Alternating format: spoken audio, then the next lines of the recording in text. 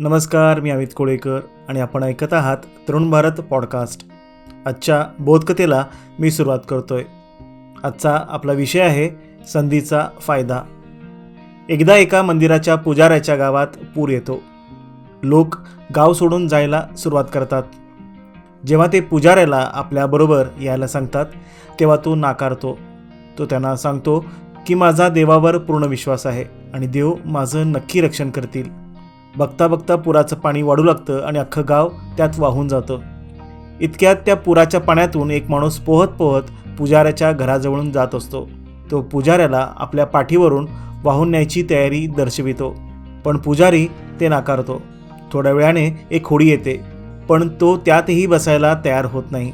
शेवटी एक सुरक्षा कर्मींचं एक हेलिकॉप्टर येतं आणि ते पुजाऱ्यांकडे वरून शिडी टाकतात, पण तो तेही नाकारतो. बघता बघता पुराचं पाणी वाढतं आणि त्याचं घर बुडतं व तो त्यात मरण पावतो. मेलेला व्यक्ती हा साधासुधा नसून एक पुजारी असल्याने तो पुण्यवान होता. त्याला थेट स्वर्गात जागा मिळते. देव त्याला नजरेस पडताच तो त्यांच्याकडे तक्रार करतो की तो देवाचा इतका मोठा भक्त असूनही देव मला वाचवू शकले नाहीत. एवढं म्हणून तो त्रागा करू लागतो. तेव्हा देव त्याला हसून म्हणतात, तू ज्यावेळी पुरात बुडत होतास त्या क्षणीच मी तुझ्याकडे एक माणूस, एक होडी आणि एक हेलिकॉप्टर पाठवलं होतं. तू दिलेल्या संधीचा फायदा घेतला नाहीस. नुसतं देव मला वाचवेल असं म्हणत राहिलास. तू आपल्या हट्टीपणामुळे मी दिलेल्या सर्व संधी गमावल्या होत्या. तात्पर्य, आयुष्यात अशा असंख्य संधी येतात आणि जातात. देव देतच असतो, पण फक्त ते ओळखून आलेल्या संधीचा फायदा आपण घेतला पाहिजेत.